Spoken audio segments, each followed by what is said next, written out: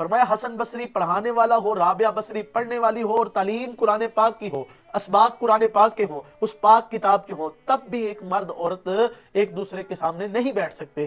بسم اللہ الرحمن الرحیم۔ حضرات ذی وقار، اللہ کریم نے قرآن پاک میں سورہ احزاب آیت نمبر 33 میں اللہ کریم ارشاد فرماتا ہے، اے عورتوں اپنے گھروں میں ٹھہری رہا کرو، زمانہ جاہلیت کی طرح بازاروں میں نہ گھوما کرو۔ حضرات ذی وقار، اللہ کریم نے عورت کو پردے کا حکم دیا ہے، لیکن بدقسمتی یہ ہے کہ آج ہمارے معاشرے میں کچھ خواتین کہتی ہیں کہ جو ہمارا دل کرے، جیسا ہمارا دل کرے ہم ویسے ہی رہیں گی۔ میں نے کہا میری بہن، اللہ کریم نے ہمیں پردے کی تلقین کی ہے، اور آج کی کچھ خواتین یہ بھی کہتی ہیں کہ آنکھوں میں حیا ہونی چاہیے۔ میں کہتا ہوں کہ اگر تمہاری آنکھوں میں حیا ہے تو کیا وہ حیا جو ہے وہ سیدہ فاطمہ الزہرا سلام اللہ علیہا سے زیادہ حیا ہے؟ کیا وہ سیدہ عائشہ صدیقہ رضی اللہ تعالی عنہا سے زیادہ حیا ہے؟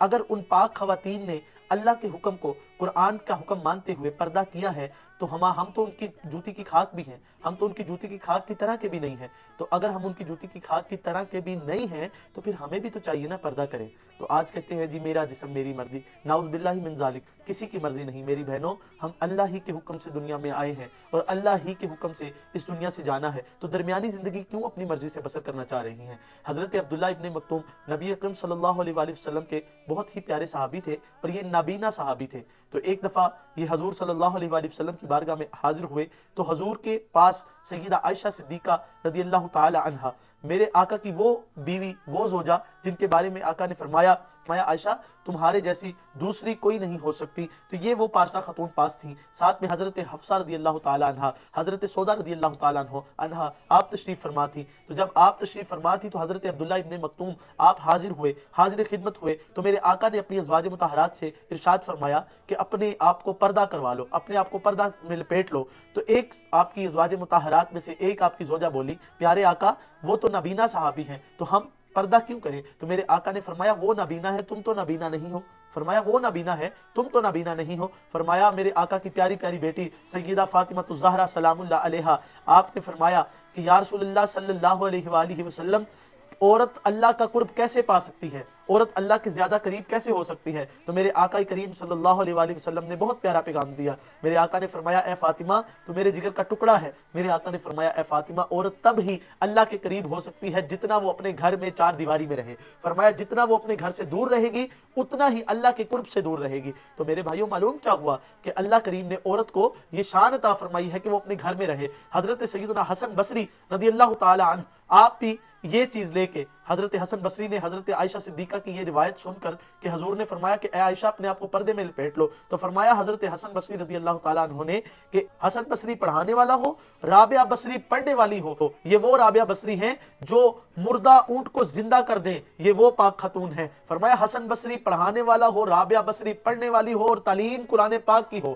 اسباق قرآن پاک کے ہوں، اس پاک کتاب کے ہوں، تب بھی ایک مرد عورت ایک دوسرے کے سامنے نہیں بیٹھ سکتے۔ تو میرے آقا نے یہ اتنی پیاری ہمیں دین دیا ہے، اتنا خوبصورت دین دیا ہے۔ میرے بھائیوں، جو میرا لیکچر ہے، جو میرا موضوع ہے، میں اس موضوع کی طرف آتا ہوں۔ پچھلے دنوں ہمارے اسلامی جمہوریہ پاکستان کے اندر پاکستان کے ایک شہر میں ایک عورت نے اپنے جو زیب تن اس نے لباس کیا، اس لباس پہ عربی کے الفاظ کے مشابہ کچھ الفاظ لکھے تھے، جن کا حلوہ یا حلوہ جیسا بھی کوئی اس کا نام تھا تو وہ لکھا تھا، تو وہ عربی کے ساتھ مشابہت رکھتے تھے۔ تو لوگوں نے اس چیز پہ بڑا اعتراض اٹھایا کہ اس عورت نے اس طرح کا لباس کیوں پہنا۔ تو کچھ لبرلزم لوگ جو تھے انہوں نے کہا جی آپ مولوی حضرات، آپ جو ہیں علماء حضرات، آپ سب اکٹھے ہو جاتے ہیں اور اس طرح کی کوئی نہ کوئی ایشوز لے کے کھڑے ہو جاتے ہیں۔ میں نے کہا کہ اگر ہم ان ایشوز کو نہیں اٹھائیں گے تو آنے والے وقت میں یہ گمراہی بڑھتی جائے گی، اور پھر یوں ہی ہوا۔ پہلے تو مولانا حضرات کو، علماء حضرات کو غلط کہا جا رہا تھا، لیکن ہوا پھر کیا، کچھ ہی دن کے بعد ہم نے یہ بھی دیکھا کہ اپنے لباس کے اوپر ایک عورت نے لکھا ہوا ہے محمد صلی اللہ علیہ وآلہ وسلم کا نام، اس نے اپنی پشت پر لکھا ہوا ہے، اور میم ہا میم دال واضح نظر آ رہا ہے۔ اور اسی طرح ایک مرد نے لباس پہنا ہوا ہے اور اس لباس پر کعبہ بیت اللہ معظمہ و شرفہ کا ایک مونوگرام بنا ہوا ہے، اور اس مونوگرام کا جو مونوگرام ہے وہ اس کی جو پجامہ ہے، پجامے پر بھی بنا ہوا ہے اور شرٹ پہ بھی بنا ہوا ہے۔ میرے بھائیو، یہ گمراہی نہیں؟ ہم کس طرف جا رہے ہیں؟ یہ معاشرہ کس طرف جا رہا ہے؟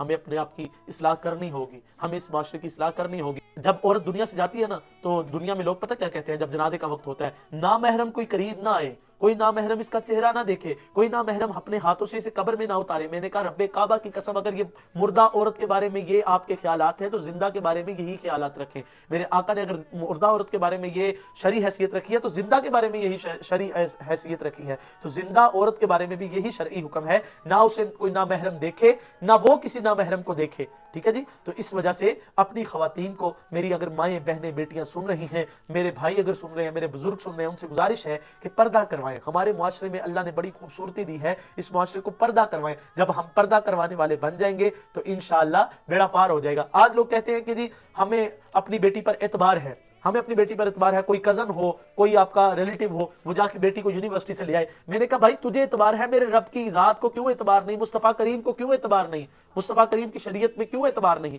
तुझे एतबार मुस्तफ़ा से ज्यादा है। जब मेरे मुस्तफ़ा ने कह दिया कि औरत मर्द एक दूसरे के नामहरम हैं, तो फिर तुम क्यों अपने कजनों को भेजते हो जाके अपनी बेटियों को लेके आओ कॉलेज से, यूनिवर्सिटी से? मेरे भाइयों, जो महरम रिश्ते हैं उन्हीं को औरत देख सकती है। इसलिए मेरे भाइयों, इस माशरे में दीन की परवान चढ़ाएं, दीन को आगे लेके आएं। और ये वाला नारा बिल्कुल गलत है कि मेरा जिस्म और मेरी मर्जी। मैंने कहा मर्जी भी खुदा की है और रहना भी खुदा की मर्जी से है। अल्लाह करीम हम सबको अमल की तौफीक अता फरमाए। आखिर दावाना अनिल हम्दुलिल्लाह।